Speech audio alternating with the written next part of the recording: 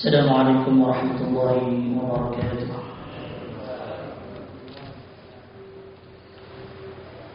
Alhamdulillah, salatu wassalamu ala rasulillah wa ala alihi wa ashabihi wa mawala, amma ba'd. Segala puji milik Allah subhanahu wa ta'ala yang dengan ni'matnya seluruh kebaikan akan sempurna.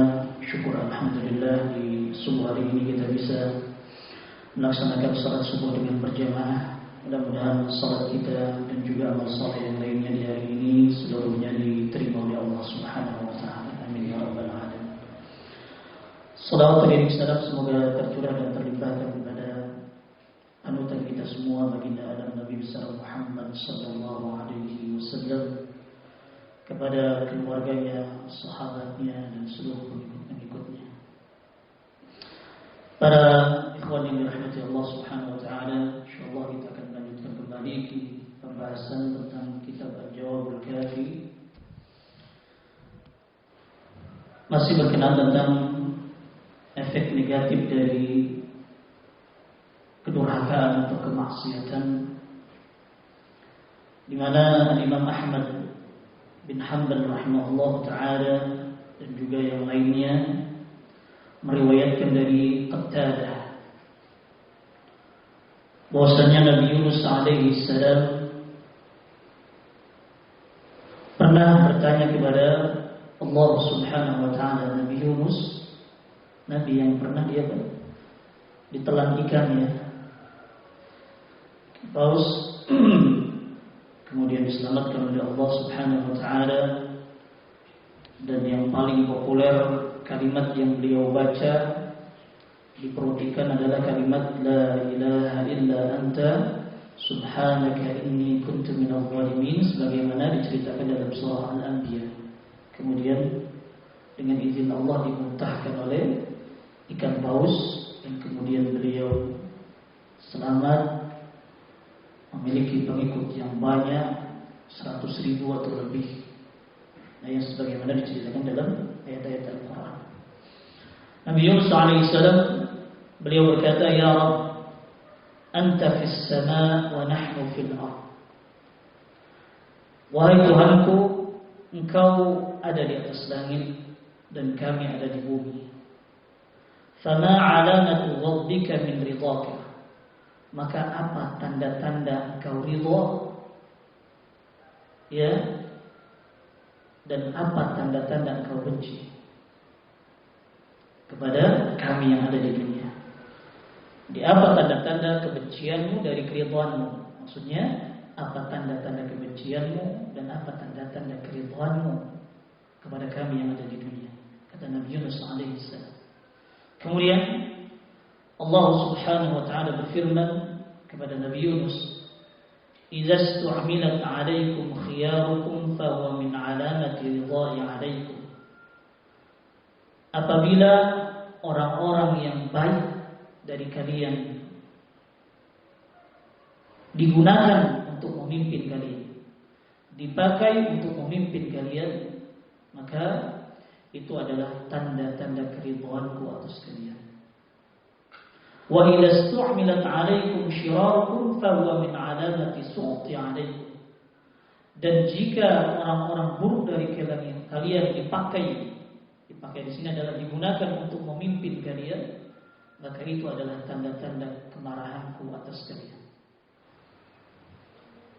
Jadi ada tanda-tanda, kata Imam Ahmad bin Hanbal rahimahullah taala mengambil ucapan Qatadah dari ucapan Nabi Yunus alaihi salam ketika meminta kepada Allah diberikan tanda-tanda tentang apa tanda kebencian Allah kepada penduduk yang ada di bumi, di satu negeri atau di satu tempat, dan apa juga tanda-tanda keridhaan Allah Subhanahu wa taala kepada penduduk bumi atau di satu tempat.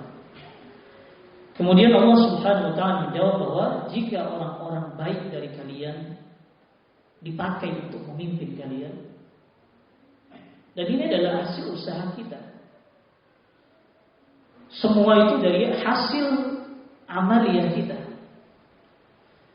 Tidak bedanya ketika kita makan maka akan menghasilkan kenyang. Ketika kita minum akan hilang haus. Ketika kita bekerja mencari nafkah untuk kita, istri kita dan anak kita, kita pun akan mendapatkannya, entah itu banyak atau sedikit. Begitu pula, ya, setiap amalan-amalan kita pun, ya, ketika kita menginginkan pemimpin yang baik, maka Allah pun akan memberikan pemimpin yang baik. Itu dari hasil usaha kita semua. Kalau Indonesia, ya hasil dari penduduk Indonesia ini. Dan Al-Imam Hasan Basri sudah menasihati kepada kita, ya, bahwasanya jangan sibuk mencela pemimpin-pemimpin kita, tetapi kita harus introspeksi kepada diri kita sendiri. Apakah kita sudah betul-betul taat kepada Allah Subhanahu wa taala? Dan kita harus betul-betul kembali kepada orang yang lembut, maksudnya orang yang alim lagi lembut di antara kita, untuk mengajarkan kebaikan, untuk mengajarkan bagaimana ketika munculnya fitnah-fitnah yang banyak, kezaliman-kezaliman yang merajalela, baik yang ada pada pemimpin ataupun pada rakyat biasa. Begitu. Nah, oleh karena itu di sini Allah Subhanahu wa taala berfirman kepada Nabi Yunus, jika orang-orang baik digunakan untuk memimpin kalian, ini dari hasil usaha kita, hasil kerja keras kita untuk memunculkan pemimpin yang baik, maka itu adalah tanda-tanda keridhaan atas kalian. Penduduk itu rata-rata diridai oleh Allah Subhanahu wa taala. Dan jika orang-orang buruk dipakai untuk memimpin kalian, kan banyak di antara kita dikala mendapatkan sogokan, bahagianya minta ampun. Padahal ketika seseorang naik yang menyogok kita, ruginya bertahun-tahun kita. Begitu kan? Sampai-sampai yang menyogok itu dianggap, wah ini baru baik, katanya. Baik, dermawan, padahal cuma pas mau jadinya saja. Kita beranggapan seperti itu. Padahal menyogok itu kan dikatakan dalam hadis, la'anallahu rashi wal murtashi. Allah melaknat orang yang menyogok dan yang menerima sogokan. Bayangkan itu. Sampai berbalik. Pemimpin atau siapapun itu yang ingin dilihat, yang ingin diangkat, ketika menyogok kita, kemudian dianggap, wah ini baru dermawan. Kan terbalik penilaiannya. Harusnya ini terlaknat orang yang seperti ini, menyogok kita. Innalillah. Makanya ketika banyak masyarakat yang beranggapan orang yang memberi ketika hendak ingin diangkat, entah jadi apapun itu, RT lah, lurah tak, atau sampai ke puncaknya presiden, DPR, MPR dan yang lainnya, kita beranggapan itu baik dan dermawan, maka sudah kacau. Yang lainnya pun tidak beda dengan kita yang sudah kacau. Beranggapan sogok menyogok itu dermawan dianggap. Innalillahi wa inna ilaihi raji'un. Nah makanya ketika dipakai orang-orang buruk memimpin kalian, itu tanda aku itu murka kepada kalian. Umumnya satu penduduk itu dimurkai oleh Allah Subhanahu wa taala. Innahu min dzalik. Dan ini semua terjadi karena kita sebagai orang-orang awamnya atau rakyatnya menginginkan keburukan, dan kemudian muncul orang yang memimpin keburukan untuk kita. Innalillah. Kemudian Al-Imam Ibnu Abi Dunya dari Fudail bin Iyad, ya, menceritakan bahwa Allah Subhanahu wa taala mewahyukan kepada sebagian nabi. Kemudian Allah Subhanahu wa taala berfirman, "Idza 'asani man ya'rifuni, sallattu 'alaihi man la ya'rifuni." Jika orang yang mengetahui atau mengenal aku dengan baik mendurhakai aku, maka aku akan menjadikan orang yang tidak mengenalku memimpin kepadanya. Jika ulama-ulama yang tahu tentang halal haram, tentang syirik, tentang kaum kufur, tentang perbuatan-perbuatan yang mendatangkan kemurkaan Allah, mereka sendiri juga mendurhakai Allah. Orang-orang alim mendurhakai Allah, padahal mereka tahu tentang agama Allah, tahu tentang Al-Quran, tahu tentang Sunnah, baik. Bahkan titelnya pun tinggi-tinggi, ada yang doktor, ada yang profesor, belajarnya pun di negeri-negeri kaum muslimin yang bagus, dari Saudi, Mesir, Sudan dan yang lainnya, itu bisa. Tapi mereka sendiri mendurhakai Allah, mengkhianati agama ini, mengatakan perkara-perkara yang sama sekali membatalkan keimanan mereka. Mereka katakan semua agama sama. Ya, semua agama itu baik. Semua penganut agama apapun bisa masuk surga. Di mana ada dalam Al-Quran seperti itu? Melainkan hanya pertanyaan siapa Salman Al-Farisi bertanya sebelum Rasulullah diutus. Di mana nenek moyang kami yang Nasrani, yang Yahudi? Kemudian dijawab oleh Allah, orang beriman, orang Yahudi, orang Nasrani, orang Sabi'in yang percaya kepada Allah, berarti mengikuti syariat-syariat Nabi sebelumnya, percaya hari akhir, beramal saleh, mereka akan dapat pahala. Gak perlu sedih, gak perlu takut, mereka bisa masuk surga. Itu sebelum Rasulullah diutus. Mereka berpegang dengan ajaran-ajaran Nabi sebelumnya. Begitu. Ya. Jadi kalau orang-orang yang sudah alim, tahu tentang Al-Quran Sunnah, tapi mereka sendiri mendurhakai Allah, bahkan berkata dengan perkataan kekufuran, memuji-muji manusia sampai tazkiyatun nafs. Sampai saya dengar ada seorang ceramah bahwa kalau saja pemimpin sekarang dikasih tongkat seperti tongkatnya Nabi Musa, gampang. Karena nggak dikasih tongkat aja, sekali teken pakai apa? Pulpen jadi jalan tol katanya. Dan syarat itu namanya tazkiyatun nafs. Padahal dalam Al-Quran sudah jelaskan, fala tuzakku anfusakum. Jangan suka nyuci-nyuciin diri sendiri atau diri orang lain. Tidak boleh. Hanya Allah yang berhak mensucikan seseorang. Sampai sedemikian manusia biasa disama-samakan dengan Nabi. Ya Allah ya Karim, ingin dapat apa itu? Apakah dia ingin dapat jabatan? Ingin apa? Ya Allah, seseorang yang ingin mendapatkan keridhaan manusia, pasti dia akan hina sebelum matinya. Dia akan dihinakan oleh Allah sebelum matinya, dan kelak diazab dengan azab yang pedih dan keras di hari kiamat. Nauzubillah min dzalik. Jadi kata Allah, diwahyukan sebagian nabi dari nabi-nabi Allah, jika orang yang mengenalku sudah mendurhakai Allah, berani berkata yang sama sekali tidak ada asal usulnya dalam agama, dan mendurhakai Allah Subhanahu wa taala dengan berkhianat, transaksi riba dan macam-macam, maka aku akan menjadikan orang yang tidak mengenalku, orang bodoh, memimpin mereka. Orang bodoh yang sama sekali tidak kenal Allah, bahkan mencela agama Allah, akan memimpin mereka. Dan itu pasti kok. Dan mulai kita rasakan di masa-masa sekarang. Mulai. Lihatlah para penceramah, ulama-ulama yang bergelar profesor, yang pimpin siapa sekarang? Baik dari tingkat paling rendah maupun tingkat paling tinggi. Coba lihat. Bukan dari zaman sekarang, dari zaman dulu. Bukan dari zaman sekarang. Orang-orang alim cuma jadi penonton. Orang-orang pandai, titelnya tinggi pun cuma jadi penonton. Gak bisa berbuat apa-apa. Lihatlah di MPR, DPR. Siapa yang memimpin kita sekarang? Apakah lebih banyak orang yang pandai atau orang yang bodoh? Lihat, kita lihat. Banyak orang-orang yang para penzina, para pemabuk, gak sholat, bahkan berbeda dengan agama, dengan kita, memimpin kita sekarang. Menentukan undang-undang untuk kita sekarang. Orang alim cuma nonton. Ya, orang alim cuma bisa berkuar itu pun kalau sedikit-sedikit keras, kacau sudah. Siap-siap. Kan begitu. Ini gambaran memang kita yang durhaka kepada Allah. Orang-orang yang banyak ngaji, banyak yang melalaikan perintah-perintah Allah. Orang-orang alim banyak yang mendurhakai Allah dengan riba, makan riba, bahkan melegalkan riba, mencontohkan kepada umatnya makan riba. Wajar kalau dikasih pemimpin-pemimpin yang gak baik. Kitanya yang salah kepada Allah.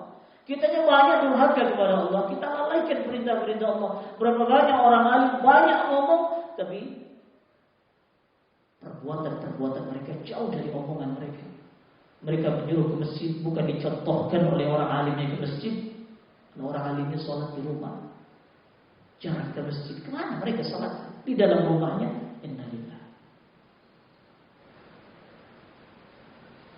Orang-orang alim kembali kepada Al-Quran. Al-Quran mereka sendiri meninggalkan Al-Quran. Mereka tidak menghafalkan Al-Quran. Mereka tidak memahami Al-Quran. Mereka hanya minta-minta, sedekah lagi, minta-minta terus. Perasaan ceramah itu minta lagi. Innalillah wa inna ilaihi raji'un. Baik. Kemudian Al-Imam Ibnu Abdid Dunya juga meriwayatkan dari hadis Abdullah bin Umar dan marfu, dan dikatakan oleh ulama hadis ini adalah marfu, cuma hanya satu orang atau beberapa orang yang diragukan. Cuma semua perawinya adalah perawi yang thiqah, yang terpercaya. Kata Rasulullah sallallahu alaihi wasallam dari hadis Abdullah bin Umar, "Walladzi nafsi biyadihi," demi zat yang diriku ada di tangannya, di genggamannya, di tangannya. La taqumu as-sa'ah hatta yab'atsa Allahu umara'a kadhibah. Kiamat tidak akan terjadi sampai Allah kirim di tengah-tengah umat Islam. Bukan di tengah umat kafir, umat Islam. Pemimpin-pemimpin pendusta. Wa uzara fajar, dan menteri-menteri jahat. Wa awanan khawana, ini petugas-petugas pemerintah, ya, yang di kantor-kantor, baik sipil ataupun militernya, ya, polisinya. Petugas-petugas yang khawana, pengkhianat. Wa arfa dhalamah, dan petugas yang mengirim atau meminta-minta dari rakyat sesuatu sesuai instruksi dari pimpinannya. Petugas-petugas itu di lapangan yang zalim. Wa qurra'a fasaqah, dan ahli-ahli agama yang fasik, pendurhaka. Simar ruhban, tanda-tanda mereka itu adalah seperti rahib, seperti ulama. Dari yang paling level atas sampai bawah, baik ulamanya atau apanya, wah, tanda-tanda mereka seperti ulama, pakai pakaiannya. Ya. Wa qulubuhum antanu minal jifi, hati mereka lebih busuk daripada bangkai. Ahwa'uhum mukhtalifah, hawa nafsu mereka berbeda-beda, ada yang pengen ini, pengen itu. Fayatihu Allahu lahum fitnatan ghamra madlamah. Allah Subhanahu wa ta'ala memberikan kepada mereka satu fitnah yang tidak kunjung hilang. Lama. Fayaqukuna fiha, kemudian mereka binasa di dalam fitnah itu yang berkepanjangan. La ilaha illallah. Walladzi nafsu Muhammadin biyadihi la yanqudanna al-Islam 'urwatan. Kata Rasulullah, demi zat yang diri Muhammad ada di tangannya, sungguh Islam itu akan putus satu persatu syariatnya, ditinggalkan maksudnya. Hatta la yuqala Allah, sampai Allah pun tidak disebut-sebut. Tidak ada orang yang ngomong Allah. Nah, kata Rasulullah, la ta'murunna bil ma'ruf wa la tanhauna 'anil munkar aw la yusallitanna Allahu 'alaikum syirarakum. Sungguh kalian mau amar ma'ruf dan nahi munkar, atau ini pilihannya, atau Allah Subhanahu wa ta'ala menjadikan orang-orang buruk dari kalian memimpin kalian. Fayasumunakum su'al azab, kemudian mereka menimpakan kepada kalian siksaan yang begitu buruk. Ya, dengan kekejaman dan pemaksaan yang dahsyat. Thumma yad'u khiyarukum fala yustajab lahum. Kemudian orang-orang baik dari kalian berdoa, ngangkat tangan, tapi enggak diterima oleh Allah doanya. Sekali lagi Rasulullah menasihati, la ta'murunna bil ma'ruf wa la tanhauna 'anil munkar. Kalian menyuruh yang baik atau mencegah yang munkar, Aw la yab'atsanna Allahu 'alaikum man la yarhamu saghirakum wa la yuqiru kabirakum. Atau Allah akan mengutus kepada kalian orang yang tidak menyayangi orang-orang yang masih kecil dari kalian dan tidak menghormati orang-orang yang lebih tua dari kalian. Lihatlah ancaman dari Rasulullah sallallahu alaihi wasallam. Dan hadis yang seperti ini saling menguatkan. Bahkan ada hadis yang diriwayatkan dalam hadis Imam Muslim tentang bahwa tidak akan terjadi kiamat kecuali sudah tidak ada orang yang menyebut Allah. Lihatlah dalam hadis ini bagaimana Rasulullah SAW mengingatkan kepada umatnya bahwa kiamat tidak mungkin terjadi sampai banyaknya pemimpin kaum muslimin pendusta semua, tukang wadul, tukang bohong. Ngomong ini besok udah gak dilakukan lagi. Janji-janji ini gak ada janjinya yang ditepati. Ya, kalau kita hidup di zaman ini ada yang model begini, ya berarti kiamat roman-roman udah deket gitu. Udah gak jauh. Fitnah macam ini dahsyat.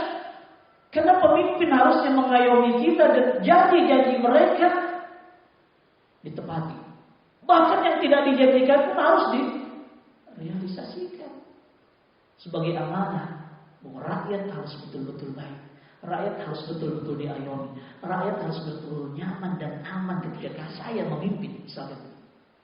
Jangan dibuat cemas, apalagi gaduh. Di satu negeri gak pernah ada berita yang nyenengin rakyat, nyusahin terus rakyat. Kuping tuh udah pernah dengar berita ini dan itu. Kalau beritanya enak bagus, rakyat dikasih duit 100 juta semua, enak gitu kan. Begini. Yang ada sekarang ngutang, tahun besok ngutang lagi, tahun sekarang ngutang lagi. Pajak dinaikkan, BPJS dinaikkan, perasaan nggak pernah turun sampai nggak ada tuh pajak. Begitu kan? Gaduh terus. Jadi tidak akan terjadi kiamat kecuali Allah sudah utus, diberikan tengah-tengah kaum muslimin pemimpin dusta, tukang bohong, dan menteri-menteri yang jahat, menteri-menteri yang kejam. Dahsyat. Bansos saja korupsinya banyak gitu. Menteri-menteri jahat, dahsyat ya. Harusnya sampai kepada orang-orang yang membutuhkan, malah dia korupsi. Menteri-menteri jahat. Belum lagi, menteri yang jahat yang lain. Pokoknya muncul menteri-menteri yang jahat untuk memeras rakyat, untuk menzalimi rakyat. Biarin rakyat pada mati, yang penting pejabatnya jangan mati gitu. Akan muncul menteri-menteri yang jahat, lebih jahat daripada pemimpinnya, ya lebih jahat daripada rajanya. Wawan dan khawanan, petugas-petugas yang di kantor suruh nyampe ke rakyat tapi berkhianat dia. Lebih banyak nilainya daripada sampai ke rakyat. Saya sendiri dari Dinas Kesehatan Kecamatan kepala puskesmasnya perempuan orang Padang selalu cerita. Kalau kemudian ada kajian, saya heran sebelum saya masuk ke sini kok uang-uang kesehatan untuk rakyat di kampung-kampung seperti penyuluhan ini, kan ada dari dana pemerintah. Sama sekali nggak pernah ada di desa Anus. Nggak pernah ada ditanya kepala desanya dan masyarakat yang nggak ada. Padahal duitnya lumayan. Penyuluhan ini turun dari pemerintah, tapi ternyata petugas-petugas kesehatannya ini yang saya sebut, saya samarkan ini dari Dinas Kesehatan. Kepala puskesmasnya ngomong itu, kok nggak sampai? Kalau dia langsung, itu beneran rajin ngaji si kepala puskesmasnya, seorang wanita, Masya Allah, dia amanah, tapi nggak disukai. Baru sebulan aja udah dipindahin kemana, gitu kan? Karena banyak yang komplain mungkin kan gitu. Ya sebagian pejabat-pejabat di dinas kecamatan itu dari dinas kesehatan nggak tahan lama dia, nggak pernah sampai setahun, nggak pernah. Dikirim sampai mau dikirim ke tempat yang pelosok dia. Ditaruhnya bukan di kota-kota di Bogor itu. Bukan. Dia nggak mau gitu. Ya, tapi akhirnya mau nggak mau dia. Saya kalau mau itu pengen pensiun ini gitu. Ninggalin suaminya, anaknya kan begitu. Saya hanya berikan gambaran itu baru dari satu dinas dan paling rendah kecamatan. Gimana level atasnya? Gimana dinas-dinas yang lain yang banyak gampang dia untuk memainkan itu. Subhanallah. Jadi banyak petugas-petugas di pemerintahan yang khianat, nggak sampai amanah ke rakyat. Wa'arfal zalamah. Petugas-petugas di lapangan yang zalim. Ya, lihatlah, nggak bayar pajak, denda. Kadang lebih besar dendanya daripada pajaknya. Dahsyat. Sekarang kena tilang aja gede. Ya, kena tilang 500.000 lewat apa? Lewat lampu merah. Langsung pakai tilang online kan gitu kan? Kirim 500.000 ke BRI. Dahsyat itu. Motor aja masih kredit kadang-kadang gitu. La ilaha illallah. Nggak mau diancam terus kan gitu. Dahsyat. Belum lagi ya dalam dinas-dinas yang lain, instansi-instansi yang lain. Petugas-petugas yang zalim, yang memeras rakyatnya sampai rakyat tak berputih. Yang miskin makin miskin, yang kaya makin kaya. Dahsyat itu. La ilaha illallah. Wa qurra fasaqa. Dan tidak mungkin terjadi kiamat sampai muncul juga kan orang-orang alim pendurhaka. Ya. Sekelas menteri ada yang melegalkan homo. Kan dia membawahi ulama banyak itu menteri. Iya kan? Masa homo dilegalkan? Dia datang ke tempat-tempat orang homo. Innalillahi wa inna ilaihi raji'un. Dahsyat. Belum lagi ulama yang mendukungnya. Masa ada ulama yang melegalkan riba, bunga-bunga bank? Gimana? Ya kalau suka dengan bunga-bunga ya silahkan, tapi tetap haram. Gak bisa dihalalkan. Sesuatu yang haram ya sudah haram. Kecuali kita kelaparan, terpaksa. Lah kalau cuma buat beli mobil, beli motor, dan kita gak kelaparan, gak mati. Masih bisa kontrak, masih bisa naik angkot, masih bisa naik motor. Kalau harus melakukan transaksi riba dengan alasan-alasan terpaksa, innalillah. Muncul nanti para pemberi fatwa-fatwa pendurhaka yang menyelisihi Al-Quran, Sunnah dan ijma para ulama. Ya bisa jadi Jumat ini kalau nggak ada orang yang protes, nggak boleh Jumatnya. Masih mending ada yang protes dan ulama-ulama yang masih ada yang lain. Dibukalah orang-orang salat. Itu Jumat. Jumat kan penting. Dan Jumat kan gak bisa sendiri. Kan gitu ya. Kalau sholat-sholat yang lain mungkin bisa. Sholat Jumat kan gak bisa. Ya, mana ada fatwa masjid suruh dikosongin sholat di rumah. Dari zaman dulu gak ada, sekarang aja ada. Begitu kan? Kalau fitnah seperti ini berkepanjangan, mau diapakan gitu? Mau dijadikan masjid-masjid ini kosong? Mau jadikan masjid-masjid ini seperti museum? Mau jadikan masjid ini tempat yang menakutkan. Kalau ke masjid takut kita. Banyak pemberi fatwa pendurhaka yang menyelisih Al-Quran, Sunnah, dan ini juga para ulama. Dan mereka akan mendukung setiap keputusan-keputusan pemerintah yang zalim. Bahaya ini kalau begitu.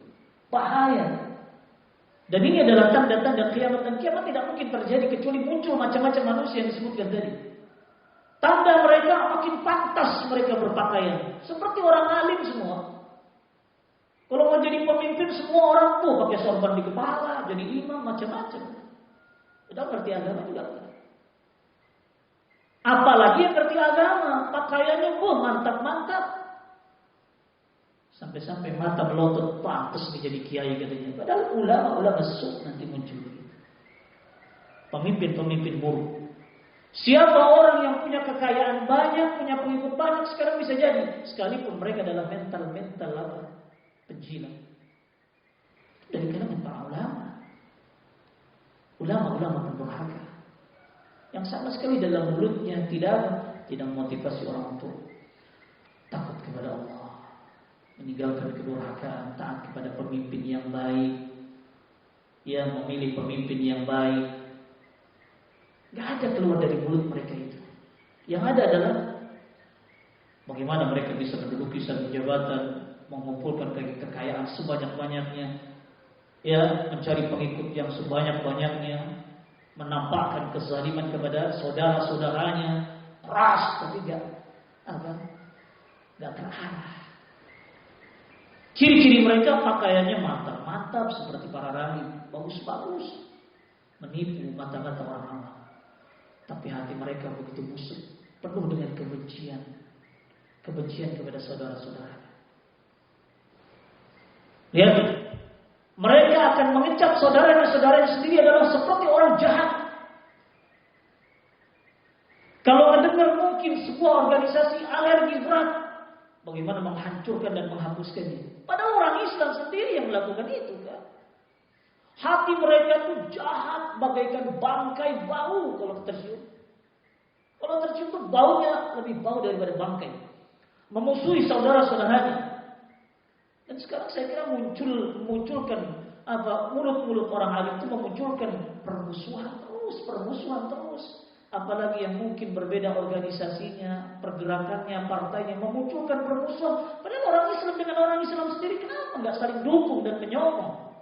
Terus supaya bangkit orang-orang Islam. Kenapa saling menjatuhkan? Ya Allah. Ini muncul macam-macam begini. Awal mukhtalifah, hawa nafsu mereka itu beda-beda.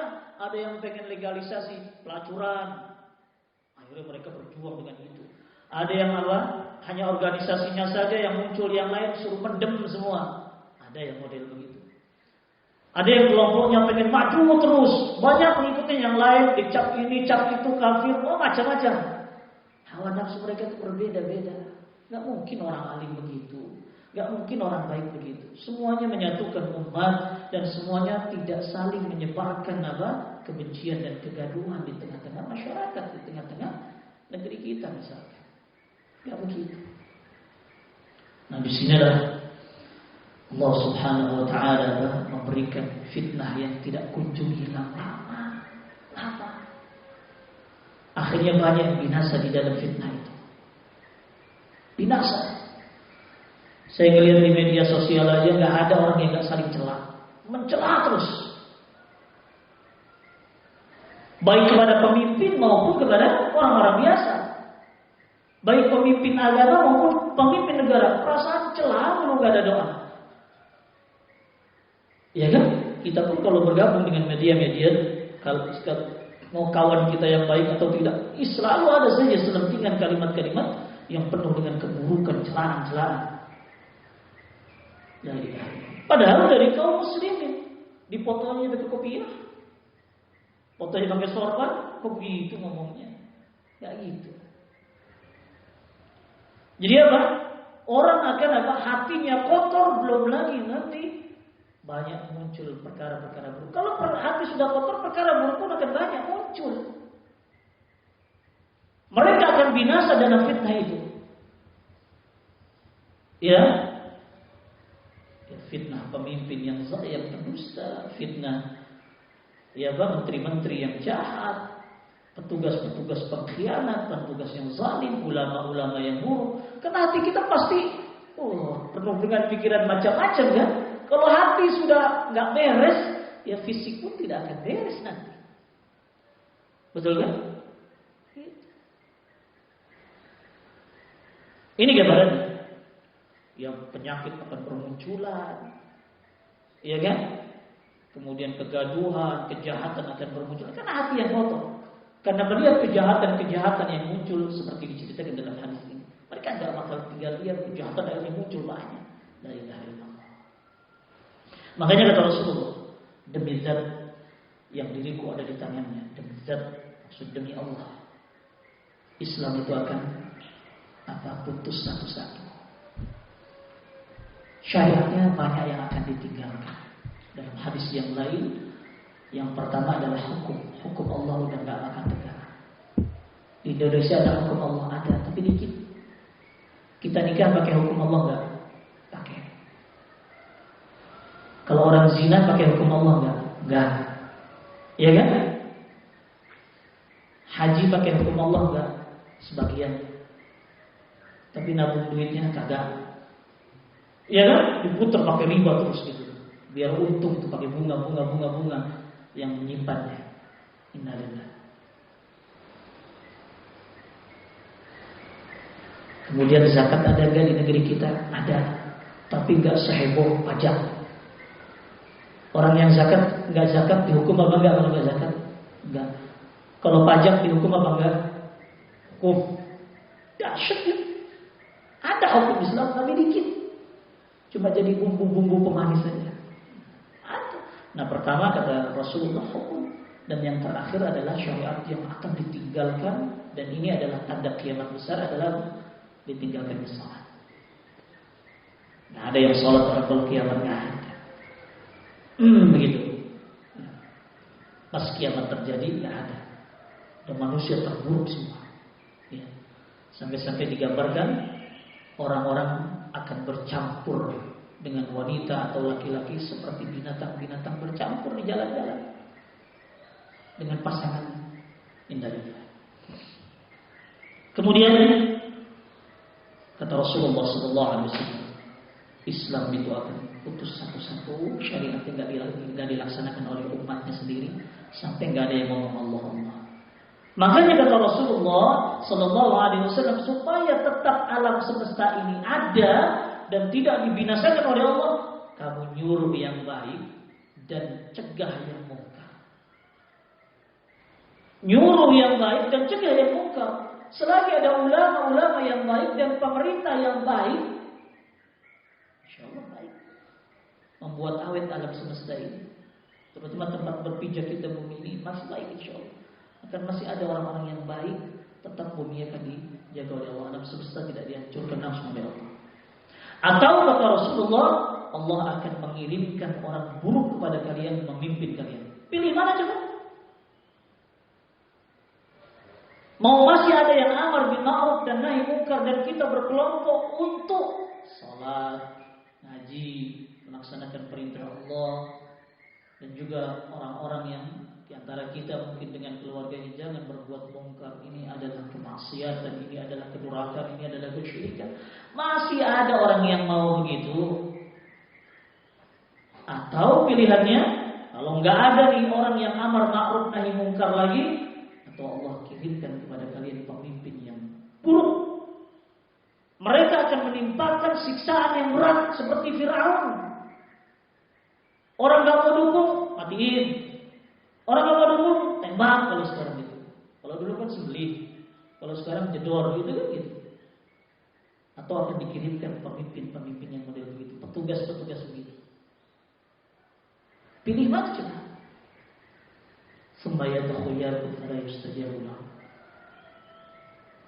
Dan siksaan kedua di dunia, di samping dikirimkan pemimpin yang akan menimpakan siksaan kepada kita, berbagai macam ancaman intimidasi yang dahsyat kepada kita. Yang kedua adalah orang baik kalau doa nggak diterima lagi. Apalagi orang buruk.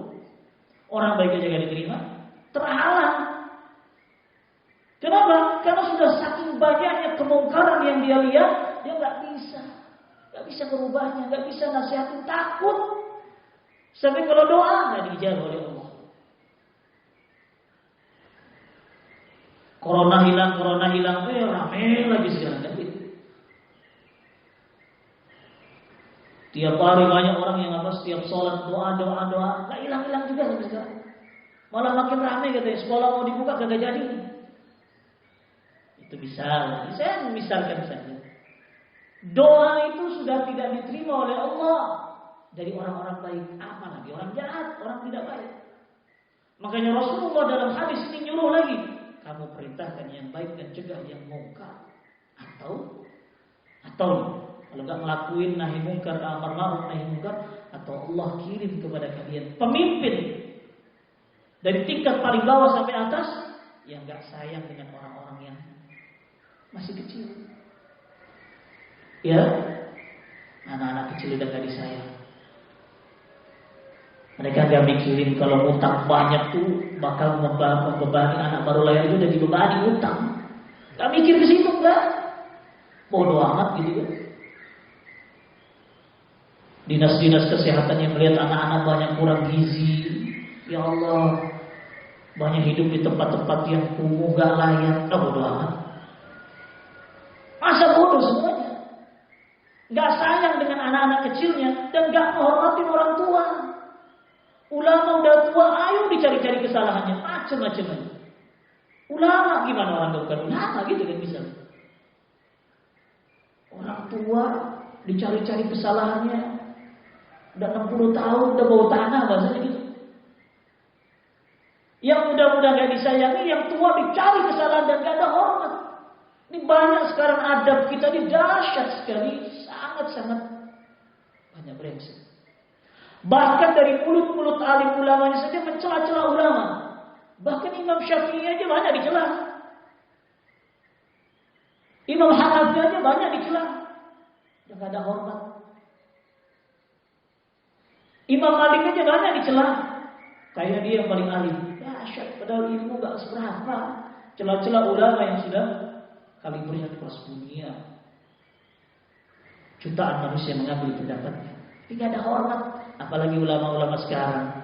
Beda pendapat, langsung dikecam. Dijelek-jelekan. Padahal satu salahnya, semuanya kayaknya salah. Dan gak ada hormat. Gak ada adab. Perasaan saya belajar dengan orang-orang Arab. Orang Arab itu adabnya cakap-cakap. Ulama di Arab itu adabnya cakap-cakap. Tapi kenapa ulama-ulama atau ustaz-ustaz yang belajar di Arab banyak mulutnya kotor? Saya belajar dengan para ulama, adabnya luar biasa.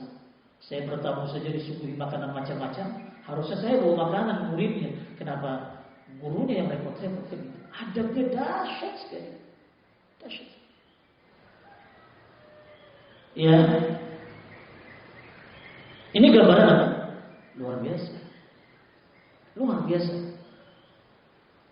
Bermunculan keburukan-keburukan di akhir zaman. Yaitu kembali lagi kepada kitanya. Sebagai orang-orang awam, ada usaha untuk baik atau tidak. Memperdalam ilmu kita, ilmu agama kita, dan kemudian berusaha mengamalkan agama kita. Ada usaha itu atau tidak? Kalau tidak, ya terus berkelanjutan fitnah yang membuat bingung kita. Jangankan orang-orang awam, orang alim aja bingung cara pemecahan. Melihat fitnah yang dahsyat. Begitu. Kemudian Rasulullah SAW mengatakan dalam hadis yang diriwayatkan oleh Abdullah bin Abbas. Rasulullah memberikan gambaran, dan ini persis dengan hadis yang di bulan lalu saya bahas. Cuma ada tambahan sedikit saja. Ma tafiqa qaumun kaidan wa la dakhasu mizanan illa man'ahumullah al-qatra. Tidak ada satu kaum muslimin mengurangi timbangan, mencurangi timbangan-timbangan dalam transaksi jual beli atau dalam transaksi penerimaan kerja. Kan sekarang gitu. Iya kan? Harusnya orang-orang pandai masuk, tapi karena orang-orang yang tidak pandai bisa memberi uang, sogokan, akhirnya yang pandai tidak masuk, yang nyogok masuk. Itu termasuk bagian di transaksi yang curang. Melainkan Allah akan cegah hujan turun. Kalau tidak ada binatang, tentu tidak akan diberikan hujan. Indonesia kalau turun hujan berhenti, sumur kering, boran kering, cari di mana? Kalau orang Arab udah bisa menyublim air dan bagus dari laut-laut mereka. Kalau kita nggak ada kesiapan itu, bisa-bisa orang mati kehausan semua. Tapi masih beruntung ada orang-orang saleh. Ya, masih ada orang yang nyuruh baik, nyegah yang mungkar, masih ada. Dan masih ada binatang-binatang yang menadahkan kaki atau tangan-tangan mereka meminta kepada Allah supaya dicurahkan hujan. Alhamdulillah. Masih ada pepohonan-pepohonan yang berdoa supaya dia dicurahkan hujan. Alhamdulillah di negeri kita masih ada pohon banyak. Apalagi di kampung-kampung sana Kalimantan, Sumatera dan yang lain. Masih banyak alhamdulillah. Wa ma dhahara fi qaumin az-zina illa dhahara fihi bil maut. Tidaklah nampak pada satu kaum perzinahan melainkan kematian akan banyak di tengah-tengah mereka. Tuh lihat. Mau kematian gara-gara penyakit atau pembunuhan? Lihat perzinahan dilegalkan di negeri kita. Kalau suka sama suka gak ada yang lapor kan enak-enak aja kan. Gak ada yang menangkap. Kalau berzina saja nangkap cuma berapa jam dikeluarin, apalagi dijemput sama keluarga. Innalillah. Melainkan kematian karena pembunuhan atau penyakit akan banyak. Gitu. Makanya corona gara-gara apa? Kalau menurut saya bukan karena campur orang sholat dan yang lainnya, karena banyaknya zina, nggak dicegah, dilegalkan. Penyakit macam-macam sama begitu. Semua keburukan-keburukan muncul, perzinahan dilegalkan, kematian banyak di situ. Termasuk pembunuhan banyak kan sekarang. Pembunuhan banyak di negeri kita itu, apa yang nggak ada? Semua ada. Wa ma dhahara fi qaumin ar-riba illa sallallahu alaihim junun. Tidaklah tampak di satu kaum riba legal, melainkan Allah Subhanahu wa taala akan mendatangkan kepada mereka gila. Kayak orang gila hidup itu. Lihatlah orang sekarang. Saya nyinggung lagi. Sholat enggak, sepeda jalan. Kayak orang gila pagi-pagi naik sepeda, mau ngapain? Sampai naik-naik gunung, nyampe-nyampein kaki. Sikapnya kayak orang gila. Aktivitas yang banyak yang baik ditinggalkan. Perempuan, laki, ya Allah ya kiri. Naik sepeda jauh-jauh. Masjid gak disatronin, pengajian ditinggalin, baca Quran boro-boro. Orang naik sepeda mana mau, capek-capekan lagi ibadah. Pengen sehat katanya. Sehat gak begitu.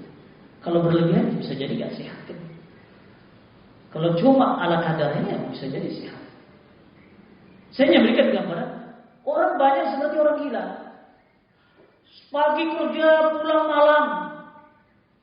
Gak pernah dia nyapa anaknya, dia gendong anaknya, dia bantu istrinya. Itu bisa kalau laki-laki. Ya, dia cari dunia tapi utangnya banyak. Aneh kan gitu. Siang kan dari pagi sampai malam lagi utang banyak. Ngapain cari duit begitu? Kayak orang gila kan. Harusnya pagi kerja, malam kerja, gak ada hutang. Harusnya begitu kan? Saya gak seperti bapak-bapak hebat cari uangnya. Saya gak punya hutang. Padahal pendapatan saya jauh mungkin dari bapak-bapak. Gak punya hutang saya. Begitu. Saya gak pagi sampai malam kerja. Enggak. Saya ngaji sebentar aja. Itu pun ada. Maaf ya, bukan ini. Ada yang ngasih saya 50.000, ada yang 100.000. Gak masalah. Satu kali ngaji dapat 100.000, kebutuhan saya sekian juta, tapi tetap Allah cukupi kalau kita betul-betul menjaga syariat Allah. Begitu saja sebetulnya. Kita ada usaha itu tidak. Kalau tidak, ya bahaya. Makanya saya bilang orang pagi sampai malam lagi bekerja, rumah ngutang, motor ngutang, mobil ngutang, kartu kredit ngutang juga gitu. Macam-macam ngutang. La ilaha illallah. Sampai dia 60 tahun pun utang bisa jadi ada sih. Sampai mau mati ngapain utang juga. Gak gampang kan, ada asuransi kalau mati lunas semua. Gak itulah. Gak begitu. Tetap ada hitungannya di hadapan Allah. Kalau dengan transaksi haram, ya pasti akan jadi azab. Innalillahi wa inna ilaihi raji'un. Gitu. Seperti orang gila manusia nanti. Kalau orang udah riba lagi, sikap mereka kayak orang gila. Bukan gila beneran, kayak orang gila. Dari pagi sampai malam gak tidur, ngapain? Sampai subuh lagi kadang-kadang. Itu kayak orang gila kan gitu. Orang gila keliling, istirahat enggak, itu orang gila. La ilaha illallah. Ya termasuk saya bilang dalam rumah pakai masker. Kayak orang gila lagi. Saya berikan gambaran begitulah ya. Ini sikap manusia sekarang kayak orang gila. Itu gara-gara banyaknya riba dan makan riba. Ditakuti yang gak puguh, gak jelas. takutnya nggak jelas begini. Gimana ini? Kayak orang gila hidup. Ya ini kata Rasulullah, bukan kata saya kan. Benar, memang hidup kayak orang gila. Ya orang-orang yang banyak makan riba, ketakutannya nggak jelas dia bilang. Wala dhahara fi qaumin al-qatl yaqtulu ba'dhum ba'dha illa sallallahu alaihim aduwwahum. Tidaklah dalam satu kaum, komunitas kaum muslimin di negeri kaum muslimin banyaknya pembunuhan, dan pembunuhan itu dihukumnya ringan, jadi banyak. Akhirnya berani sebagian dengan sebagian yang saling membunuh. Gara-gara duit 1.000 bunuh, gara-gara duit 10.000 bunuh, gara-gara bertengkar istrinya dibunuh, gara-gara bertengkar suami pun dicincang-cincang. Bukan dibunuh lagi, dicincang-cincang kayak daging cincang gitu. Dahsyat sekali. Karena hukuman yang begitu ringan. Membunuh itu ringan sekali. Mau oleh orang biasa, oleh aparat, gampang, dor-dor, enak betul. Maka Allah kirim musuh kita jadi pemimpin kita nanti. Orang di luar Islam akan memimpin kita. Dikit lagi kayaknya di negeri kita ini. Kasus-kasus macam ini muncul, dikit lagi orang di luar Islam akan memimpin kita. Dan mereka berjanji kemudian setelah dapat, seperti dalam Al-Quran, gak mungkin menjalin hubungan baik dengan orang Islam. Orang Islam lagi naik aja, orang Islam dikecam-kecam terus, padahal dia Islam. Menterinya banyak Islam, DPR-nya banyak Islam, MPR-nya banyak Islam. Apa yang diobok-obok agama Islam? Gimana bukan Islam? Ini kejadiannya begitu, karena hukum ringan.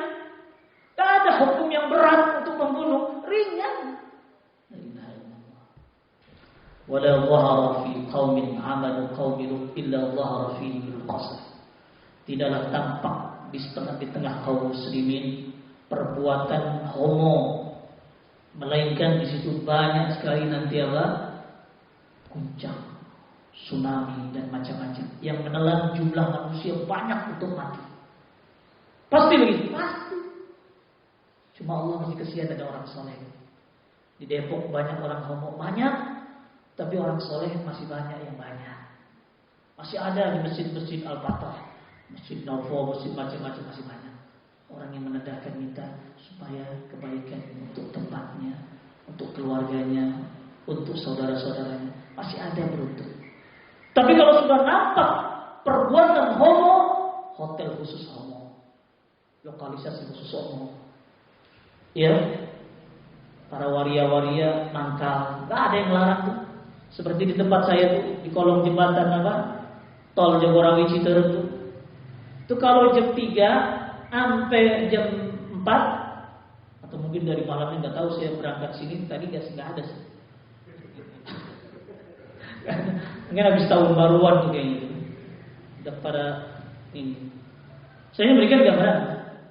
Di pinggirnya kantor polisi, pos polisi, tuh waria kagak dicegah,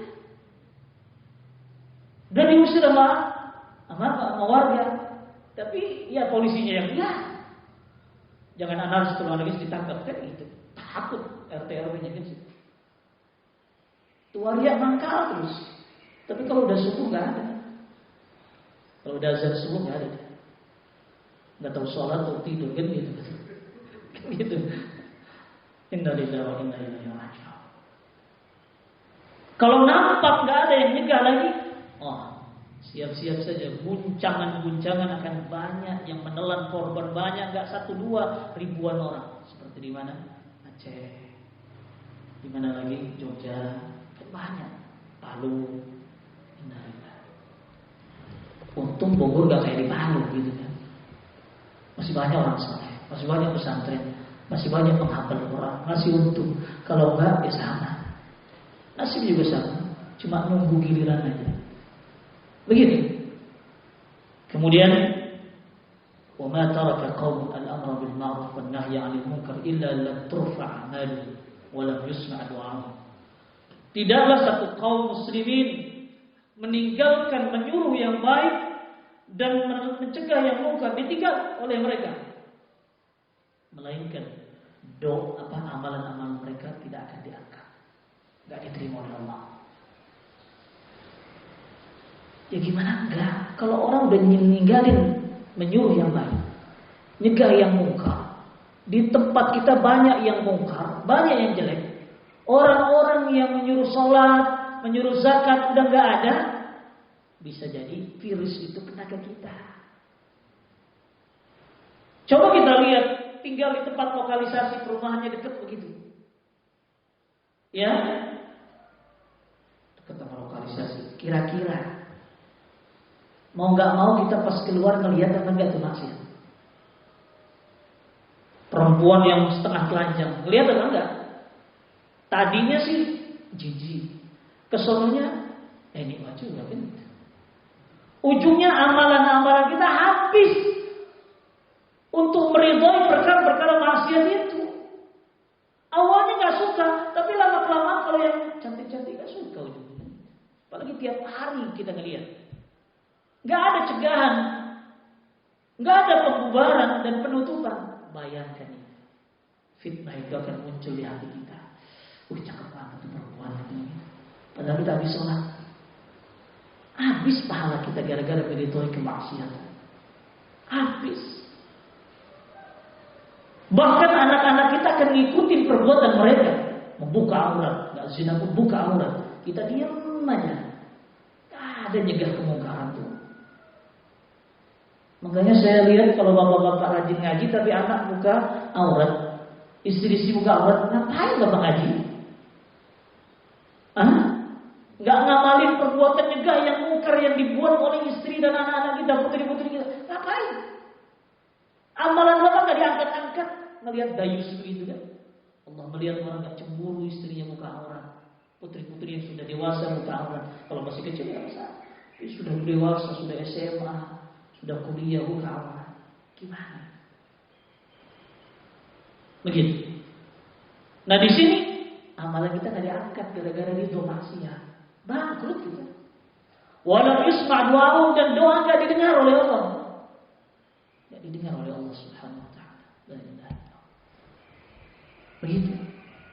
Kemudian yang terakhir saya bahas dalam hadis ini, ya dalam kesempatan ini berkenaan tentang mudarat kalau kita nggak ada nahi mungkar, nggak ada amar ma'ruf nahi mungkar itu mudarat. Kalau masjid udah kagak ada begitu, masjid aja udah nggak ada, apalagi di luar. Makanya organisasi yang giat nahi mungkar, amar ma'ruf nahi mungkar, wah habis di branding oleh para munafik. Iya pasti. Kalau saya sih aman-aman aja, nggak ada organisasinya. Ya, bisa jadi saya jadi jedor, ya nggak apa-apa. Kalau selagi amar ma'ruf nahi mungkar nggak masalah. Ya, karena hakikatnya orang yang menyuruh yang baik dan nahi mungkar, ya siap konsekuensinya pasti banyak orang memusuhi. Tapi ada juga yang suka, bisa jadi ada. Kalau urusan nahi mungkar, wah luar biasa. Lihatlah radio-radio yang ada amar ma'ruf nahi mungkar, nyeramahin syirik, nyerahin kekufuran. Wah habis di branding radio, dicela-cela, difitnah-fitnah.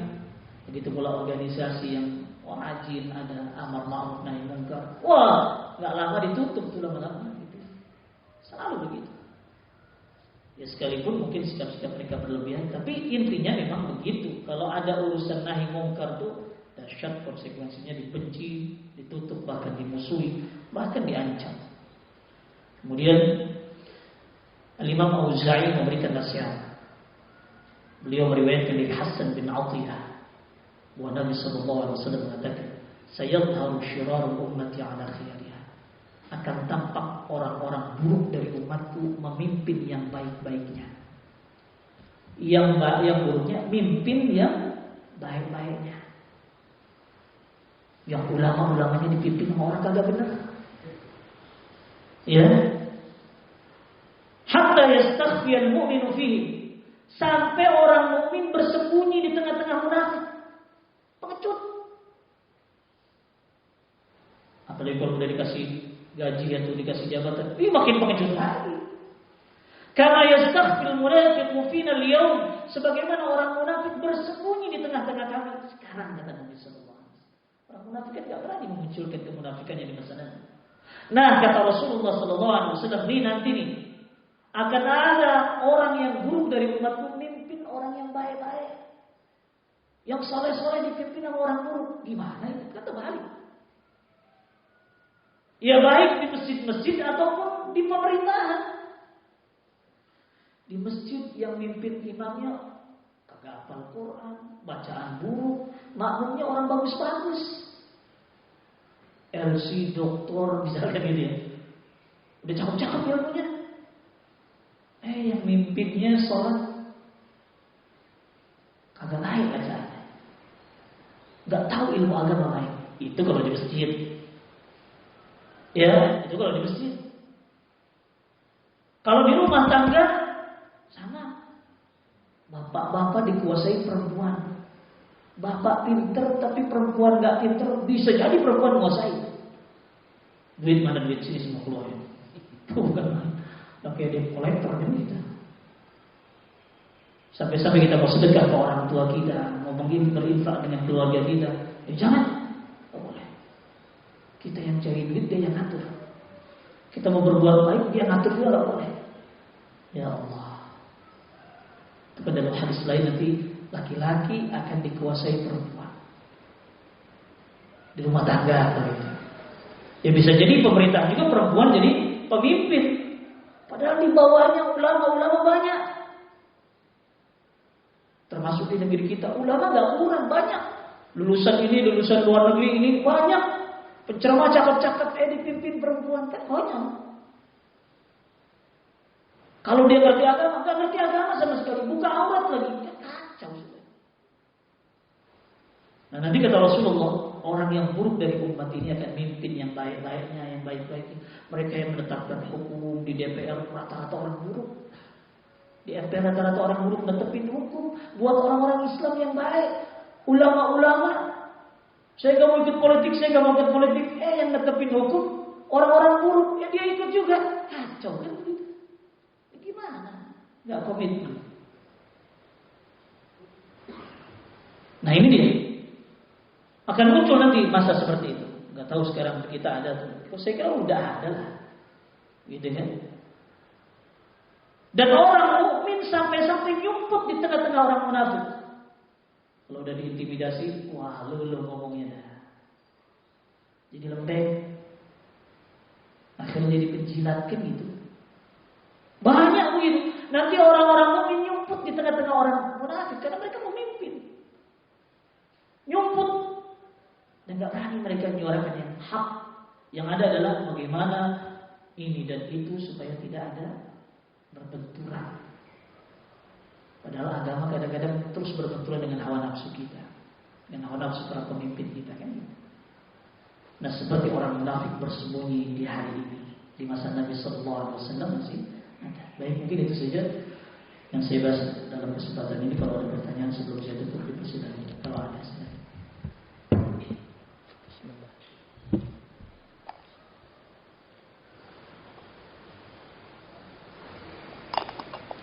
Jadi wajib tanya.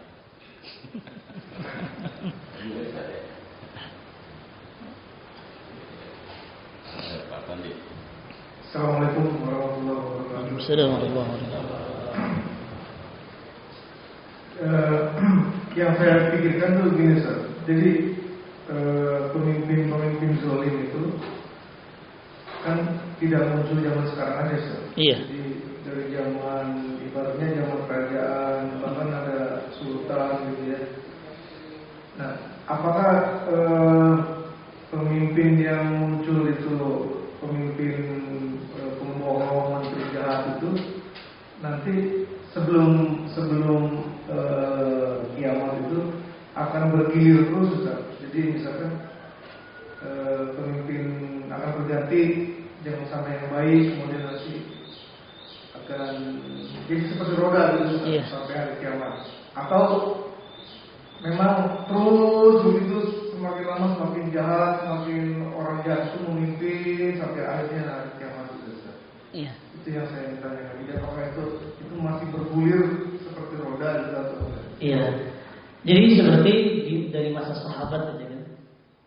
dari generasi Ali menjadi pemimpin, kemudian dibunuh, kemudian yang dinaikkan adalah siapa? Muawiyah. Tapi cucu Rasulullah dibaiat juga, ya, itu Hasan bin Ali, begitu kan? Dibaiat dikala anaknya Muawiyah naik, nggak suka orang, akhirnya dibaiat telah Hasan. Tapi kemudian justru kaum muslimin terus. Akhirnya Hasan bin Ali menyerahkan tampuk kepemimpinan kepada Zaid bin Muawiyah. Zalim Zaid bin Muawiyah, ya, gubernurnya apalagi yang namanya Hajjaj itu. Ya. Zalim sangat dari kaum muslimin dia. Karena banyaknya perpecahan kaum muslimin dari masa Ali aja diperpecahkan. Saling pengen, ya, saling mengkafirkan satu dengan yang lain. Muncullah raja-raja zalim kan gitu. Terus, tapi kemudian muncul juga di kala itu Umar bin Abdul Aziz, adil lagi. Tapi nggak lama, cuma 2 tahun, berganti lagi. Begitu kan? Terus muncul juga kemudian dikuasai oleh di kala itu di masa Imam Ahmad dari kaum Khawarij, kaum Mu'tazilah, lebih mengedepankan akal daripada nas. Ya, coba lihat. Khalifah Al-Ma'mun menyuruh untuk semua ulama mengatakan bahwa Al-Quran itu makhluk. Al-Quran itu apa? Makhluk. Belum lagi kejahatan-kejahatan yang lain dilakukan banyak. Dan dinasihati oleh para ulama. Ulama itu tetap nasihati. Sekelas Imam Ahmad menasihati. Dan menasihati umat dengan perbuatan atau ucapan dustanya Al-Quran itu makhluk. Tidak ada. Dinasihati.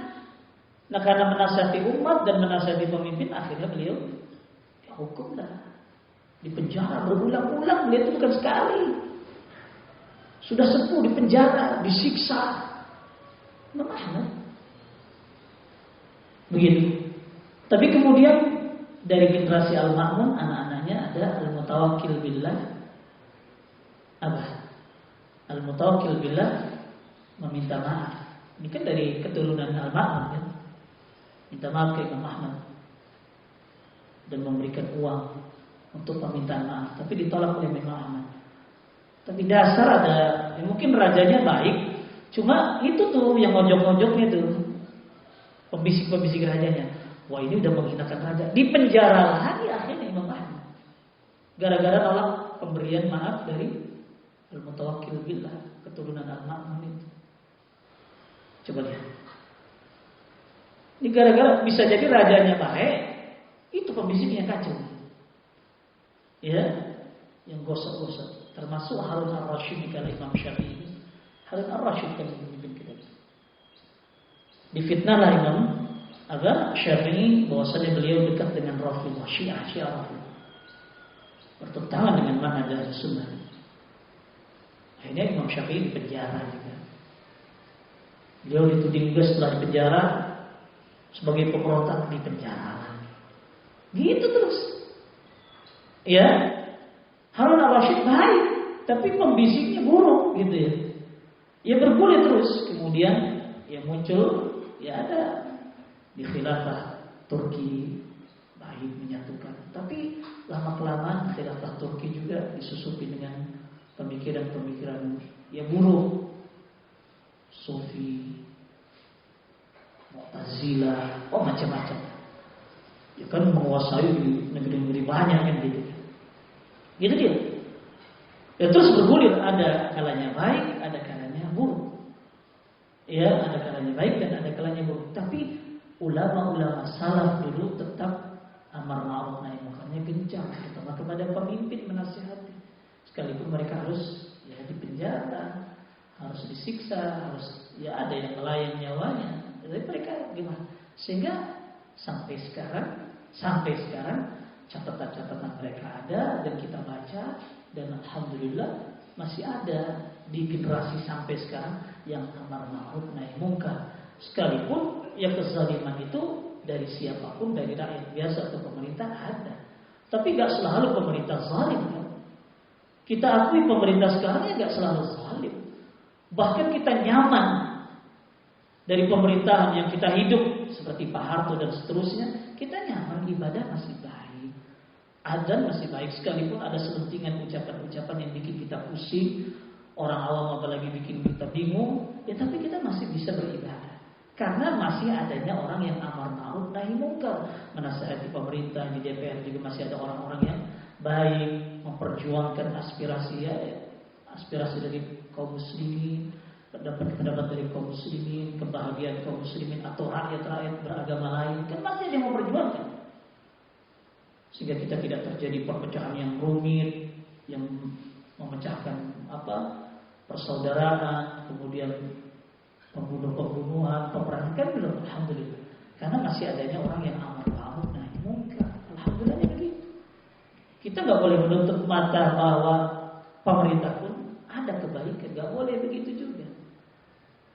Karena ada sababnya kan gitu. Ada masih pembisik-pembisiknya mungkin yang baik.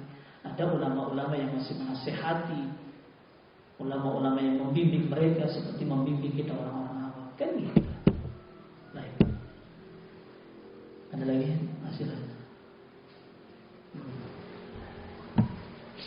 Nanti juga makan dulu. Iya. Iya.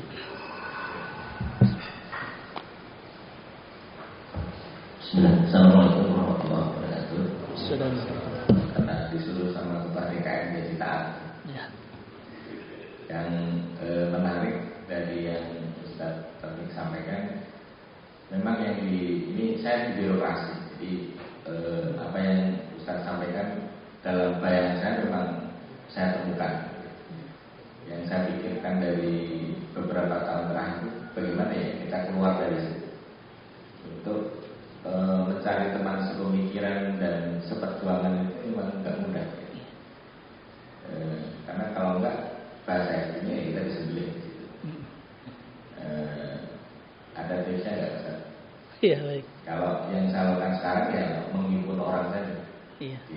Di masjid, di kantor, bertukar pikiran, ya kita cegah itu gitu aja. Tapi membuat satu keputusan kolektif itu memang banyak yang unik, banyak maksudnya kejutan-kejutan yang nggak terpikirkan sebelumnya. Iya. Dengan belajar banyak hal, memang kita bisa ketipu dengan satu arus kebijakan, tetapi bisa mengarah pada keburukan. Iya. Mohon baik. Terima kasih. Iya. Seperti sikap Nabi Yusuf alaihissalam, dan beliau mau dijadikan pembisik kerajaan, orang yang dekat dengan raja. Tapi Nabi Yusuf memiliki sesuatu yang pendapat yang lain. Saya pengen jadi bendaharanya, karena dari situ beliau yang amanah, beliau yang seorang nabi, beliau menginginkan itu. Akhirnya beliau meminta jadi bendahara, karena dari pengaturan uang, pangan segala macam bisa maslahat rakyat. Dikasih jabatan itu dan dikumpulkan dalam instansi beliau seperti bendaharawan gitu kan, orang-orang baik semua, sehingga Mesir menjadi makmur di kala itu. Sama di kala sekarang pun kita setiap instansi mungkin ada orang-orang yang tidak baik dan ada orang baik. Berkumpullah dengan orang-orang baik, ya kan begitu. Saya punya kawan seperti itu. Beliau kuliahnya di ITB, jurusan geografi kan gitu. Sudah lama beliau di SKK Migas, lama nyari-nyari titik gas segala macam kan, minyak dan gitu kan. Gimana kan? Beliau dimasukkan di bidang keuangan, kan nggak cocok. Selama hampir 1 tahun beliau dimasukkan di situ. Beliau minta nasihat, keluar atau enggak Ustaz? Saya kira di keuangan itu lebih dahsyat korupsinya daripada yang lain. Saya bilang keluar. Minta kepada instansi untuk dikeluarkan dari itu sekalipun di jabatan yang rendah. Nantinya gitu. Dia menurut nasihat saya. Dia berusaha untuk keluar. Karena konsultan untuk keuangan itu di Ya SKM miskin membawai perusahaan-perusahaan besar juga kan, dari luar negeri atau dalam negeri kan. Itu bukan dari untuk konsultasi keuangan itu, untuk menetapkan gaji 1 tahun itu bukan di dalam ruang yang resmi saja, ternyata di luar sendiri. Untuk Sabtu Minggu dia bilang, ini saya kasih fee begini, tapi naikkan gaji untuk perusahaan saya sekian, nanti kamu dapat sekian. Nggak mau dia begitu. Ada orang kurang beragamanya saya kira, tapi komitmen betul dengan yang haram ya haram, yang sudah dipelajari. Saya bilang keluar 1 tahun kurang dia keluar, dikasih jabatan yang rendah, tapi nggak beberapa bulan ya karena ada pemimpinnya yang baik dinaikkan lagi dia. Gitu. Dia pilih apa? Dia pilih ya pegawai-pegawainya ya, bawahan-bawahannya yang bagus-bagus, masih muda, yang saleh-saleh. Bagus. Sampai akhir pensiunnya beberapa tahun yang lalu, ya naik. Husnul khotimah ada bahasa. Begitu pula setiap instansi pasti banyak orang yang tidak baik, tapi berusahalah kita kumpul dengan orang yang baik. Kalau memang tidak sesuai kita dikasih jabatan begini, apalagi banyak keburukan, jangan ragu, keluarlah sekalipun ditaruh jabatan yang rendah, tapi lebih aman dari yang hal. Satu saat Allah naikin pasti. Kalau orang yakin ya pasti. Saya bilang tadi orang udah naik ininya gitu kan, sampai dipromosiin jadi direktur, dia minta keluar, ditaruh keluar dari di bagian itu, dia minta ditaruh di paling rendah. Yang taruh paling rendah kan pensiun, naik orang yang baik dinaikkan lagi dia di bidang yang di bagian dia yang sangat inginkan, udah dari muda dia di bagian itu gitu, di SKM itu naik dia. Husnul khotimah gitu kan. Punya kawan-kawan ya, pembantu-pembantunya bagus, anak baik gitu kan. Ya akhirnya dia sekarang diperbantukan untuk mengajari daerah-daerah, jadi dosen gitu kan. Gitu. Saya bilang tadi harus berani mengambil sikap dikala ada di bagian yang tidak baik. Apalagi banyak yang haram, banyak kawan-kawan yang tidak baik di situ. Ya, itu tentu dari tawakalnya seseorang akan diberikan kebaikan yang luar biasa oleh Allah Subhanahu Wa Taala. Gak takut dia, gak takut dengan direndahkan, gak apa-apa. Yang jelas jauh dari yang haram. Begitu. Saya kira begitu nasihatnya. Jadi solusinya itu, kita harus berani mengambil sikap. Dikala di komunitas yang buruk, ya kita ingin pindah. Kalau bisa di komunitas yang lebih aman, tidak ada hal-hal yang buruk atau lebih buruk lagi, seperti keharaman-keharaman, ya, seperti tadi saya gambarkan. Baik, mungkin itu saja. Insyaallah dengan waktu kita akan lanjutkan kembali. Saya tutup dengan kafaratul majlis. Subhanakallahumma wa bihamdika, asyhadu an la ilaha illa anta, astaghfiruka wa atubu ilaik. Assalamualaikum warahmatullahi wabarakatuh.